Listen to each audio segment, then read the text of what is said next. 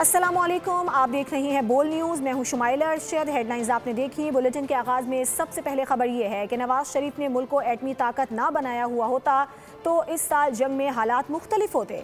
लीगी सियासत ने सियासी शोबदेबाजी को हमेशा हमेशा के लिए दफन कर दिया। वज़ीर आज़म शहबाज शरीफ की गुजरांवाला मार्च ट्रांजिट मंसूबे का संगे बुनियाद रखने की तकरीब से खिताब। कहा कि पंजाब में पहली बार तामीराती सियासत का आगाज़ हुआ। मरीम नवाज अपने वालिद की मीरास को कामयाबी से आगे बढ़ा रही हैं।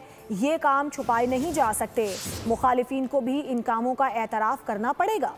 पंजाब में ये तरक्की का सफर 1985 में मेरे कायद बड़े भाई नवाज शरीफ की क़यादत में शुरू हुआ। नवाज शरीफ की क़यादत में पहली मर्तबा तामीराती सियासत का पंजाब में उसका आगाज हुआ और फिर पूरे पंजाब में आपने देखा कि नवाज शरीफ ने सड़कों के जाल बिछाए, अस्पताल बनाए और नवाज शरीफ का सबसे बड़ा कारनामा पाकिस्तान को एटमी कुव्वत बनाना है। पंजाब में नवाज शरीफ की वो बुनियाद जो उन्होंने बनाई वो अल्हम्दुलिल्लाह अब मरीम नवाज शरीफ की शक्ल में आज आपकी पूरे जोर शोर से और मेहनत से, अमानत और दयानत से जो खिदमत कर रही है।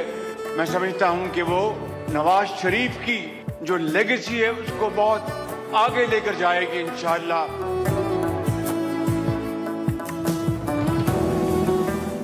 नून लीग की हरिपुर में जीत के पीछे नाअहली की दास्तान है। 12 साल में केपी खंडर बन चुका। वज़ीर आला पंजाब मरीम नवाज की पीटीआई पर कड़ी तनकीद। गुजरांवाला में तकरीब से खिताब में बोली, पिछले वज़ीर आला केपी ने अपनी पूरी तवज्जो पंजाब पर हमलावर होने पर लगाई।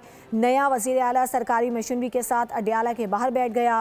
पीटीआई ने वज़ीर आला की कुर्सी का मजाक बनाकर रख दिया है। हरिपुर में फैसला शेर के हक में आया। इसके पीछे एक बहुत बड़ी नाअहली की दास्तान है जिसका अब अल्हम्दुलिल्लाह जिसका जो एंड है वो हम सबको नजर आ रहा है।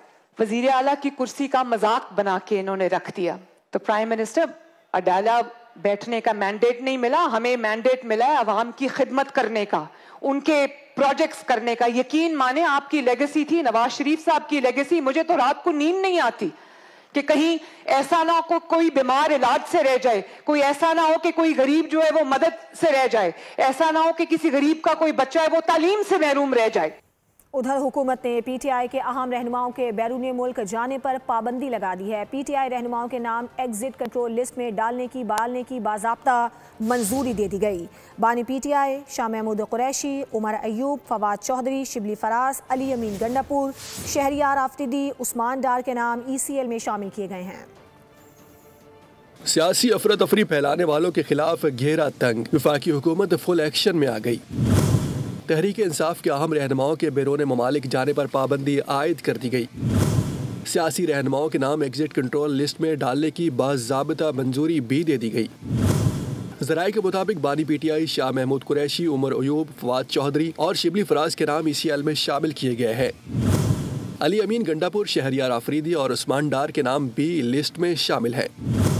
शेरी मजारी, सरताज गुल, मुसर्रत चीमा और कवल शोजब का नाम भी शामिल है। महकमा दाखिला पंजाब ने फहरिस्त वफाकी हुकूमत को भिजवाई थी। 9 मई के फसादात के तनाजुर में नाम ECL में डालने का फैसला किया गया है। वज़ीर दाखिला से कायम मकाम अमरीकी सफ़ीर की मुलाकात हुई। गैर कानूनी इमिग्रेशन की रोकथाम पर इत्तेफाक किया गया। दोनों जानिब से इस अज़म का इजहार किया गया कि मनशियात की रोकथाम, मालूमात के तबादले और मरबूत हिकमत अमली के साथ ताउन को मज़ीद मुस्तहकम किया जाएगा। मोहसिन नकवी ने कहा कि आज भी अफगानिस्तान से मनशियात दर्जनों ममालिक में पहुँच कर नौजवान नस्ल को शदीद नुकसान पहुँचा रही हैं। वज़ीर दाखिला मोहसिन नकवी लंदन पहुँच गए। बरतानवी हुकाम से मुलाकातें करेंगे। शहजाद अकबर और आदिल राजा की हवालगी का मामला ज़ेर गौर आएगा। फौजी तर्जुमान ने मोहतात ज़बान इस्तेमाल की। मैं होता तो ईंट का जवाब पत्थर से देता और देता हूँ। वज़ीर दिफा ख्वाजा आसिफ ने पीटीआई पर तनकीदी नश्तर बरसा दिए। सवाल उठाया कि बानी ने दौरान जंग फ़ौज के हक़ में क्यों बयान नहीं दिया। उनकी ज़बान से तो शहीद भी महफूज नहीं हैं। बानी की बहन ने जो भारतीय मीडिया से गुफ्तगू की, क्या कोई पाकिस्तानी ऐसी गुफ्तगू कर सकता है? सियासत करनी है तो करें, लेकिन इस सरजमीन और गैरत को ना ललकारें। वतीरा बना लिया है जिस किस्म की लैंग्वेज वो इस्तेमाल करते हैं। जब इस किस्म की ज़बान अफराद के बारे में भी इस्तेमाल की जाए और अदारों के बारे में भी इस्तेमाल की जाए तो रिएक्शन आना जो है वो एक फितरी अमर है। अगर DGI-SPR ने अगर उसका कोई रिएक्शन दिया है तो मैं समझता हूँ कि बड़ा मोहतात रिएक्शन दिया है उन्होंने। मैंने आज तक कई जनाजे जो है शहीदों के पढ़े हैं। मैंने कभी PTI का बंदा उन जनाजों पे नहीं देखा। एक सूबे में इनका इक़्तिदार है और उस सूबे में सबसे ज़्यादा शहादतें हो रही हैं, लेकिन ये उन कुर्बानियों को एक्नॉलेज नहीं कर रहे। एक्नॉलेज करने का तरीका यह है कि उनके जनाजों पे जाएं, अपने जो मुजाहिद हैं, जो शहीद हैं, उनके हक़ में आवाज़ उठाएं, तालिबान के हक़ में आवाज़ ना उठाएं, दहशत गर्दों की हमायत ना करें। जब इस किस्म का रवैये रखे जाएंगे तो फिर उसी तरह की ज़बान इस्तेमाल की जाएगी। इनका ईमान, इनकी हर चीज़, इनका नज़रिया, हर चीज़ जो है इक़्तिदार है। इस मट्टी के साथ इनका कोई रिश्ता नहीं है। जिन लोगों की ज़बान से शहीद भी महफूज ना हो, वो किस तरह बात कर सकते हैं कि ये बात नहीं होनी चाहिए और ये बात नहीं होनी चाहिए। अस्करी इदारों पर ज़ाती अना की तस्कीन के लिए हमले किए जा रहे हैं। रियासत इसको बर्दाश्त नहीं करेगी। वफाकी वज़ीर इत्तलात अताउल्लाह तारड़ की बोल रिपोर्ट्स विद बतूल राजपूत में गुफ्तगू बोले, PTI हमसे मुआशी मवाजना करे, कारकर्दगी पर बात करे। ये बात साबित हो चुकी है कि PTI की जानिब से फ़ौज को टारगेट करने के लिए भारतीय अकाउंट्स इस्तेमाल हुए। Imran Khan and minus this mentality तक तहरीक इंसाफ वाले अपने आप को डिसोसिएट नहीं करते इमरान खान के इस बयानिए के से जो चल रहा है फौज के खिलाफ और फौज के सरबराह के खिलाफ और मुल्की सालमियत के खिलाफ, और उस पर शर्मिंदगी का इजहार नहीं करते, माजरत नहीं करते और टोटली डिसोसिएट नहीं करते, तब तक इनसे कोई बातचीत नहीं है। अगर असेंबली में भी करनी है तो वो इस कॉन्टेक्स्ट में होगी कि आप माफ़ी मांगेंगे अपने पानी के जो स्टेटमेंट्स हैं जो वो दे रहे हैं फौज के खिलाफ, फौज के सरबराह के खिलाफ, और आप कहेंगे जी हम इसमें बिलीव ही नहीं करते, हमारा तो ये बयानिया है ही नहीं, फिर बात हो सकती है। Otherwise they have missed that बस। जो लोग जत्थों को लेकर सरकारी इंस्टॉलेशंस को डिस्ट्रॉय करें, जो कैप्टन कर्नल शेर खान जैसे शहीद के मुजस्मे को मसमार करें, उसकी बेहुरमती करें, इन पे तो बहुत पहले पाबंदी लग जानी चाहिए थी। मेरी तो बिल्कुल राय इस पे क्लियर है। PTI अनगाइडेड मिसाइल बनी हुई है। पार्टी का फर्ज है कि अखलाक के दायरे में रहे, इदारों के खिलाफ साजिशें बंद करे। सीनियर सूबाई वजीर शर्जील इनाम मेमन की बोल रिपोर्ट्स विद बतूल राजपूत में गुफ्तगू बोले, पीपल्स पार्टी किसी जमात पर पाबंदी के हक में नहीं है। फॉरेन फंडिंग केस में साबित हुआ कि बानी PTI को बैरून मुल्क से फंडिंग हुई। पॉलिटिकल पार्टी का भी ये फर्ज है कि अपने इखलाक के दायरे में रहे। अगर पॉलिटिकल पार्टी वो तमाम दायरे अख्तियार जो है उसको क्रॉस करके और अनगाइडेड मिसाइल बनकर वो अपने इदारों पर जो है वो हमले करना शुरू कर दे, अपने मुल्क के खिलाफ साजिशें करना शुरू कर दे, बाहर मुल्क से लॉबियस्ट हायर करके अपने मुल्क के खिलाफ साजिशें शुरू कर दें, कि जहाँ पे फॉरेन फंडिंग केस में भारत और इसराइल की तरफ से जिस तरीके से इमरान खान को फंडिंग की गई फॉरेन फंडिंग केस में, उसके अकाउंट नंबर्स सारी चीज़ें मौसर हैं। फिर होगा बज़ाती तौर पे हम किसी भी ऑर्गेनाइजेशन को बैन करने के हक में नहीं होते, कभी भी पीपल्स पार्टी नहीं होती।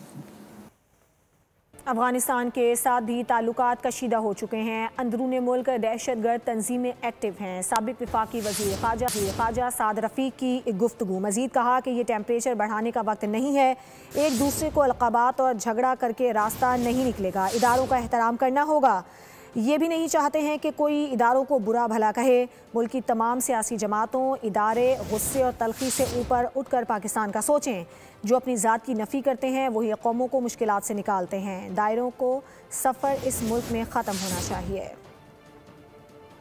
नस्बती से हमारी जो शिमाली सरहद है वहाँ पे अफ़गान हुक्मरानों के साथ भी ताल्लुकात कशीदा हो चुके हैं।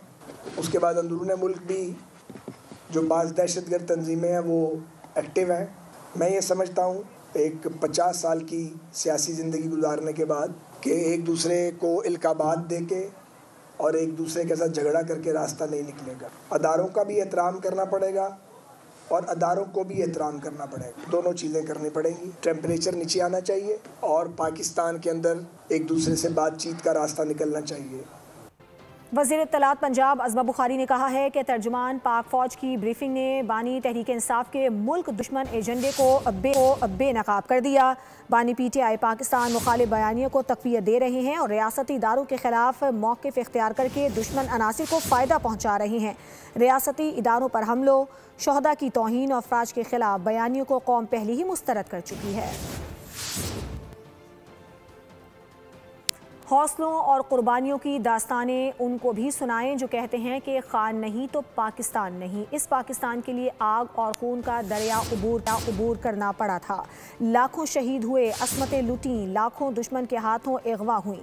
वज़ीर दिफा ख्वाजा आसिफ कटोए कहा कि सियालकोट आएँ, आपको जम्मू कश्मीर के महाजिरों की कुर्बानियों की दास्तानें सुनवाऊँ। पूछें उन्होंने रसूल आकाए दो जहान नबियों आखिर ज़मां सल्लल्लाहु अलैहि वसल्लम की सुन्नत किस तरह अदा की। पाकिस्तान नहीं तो हम नहीं, ये नारा हमारे शहीदों और गाजियों की ज़बान पर है।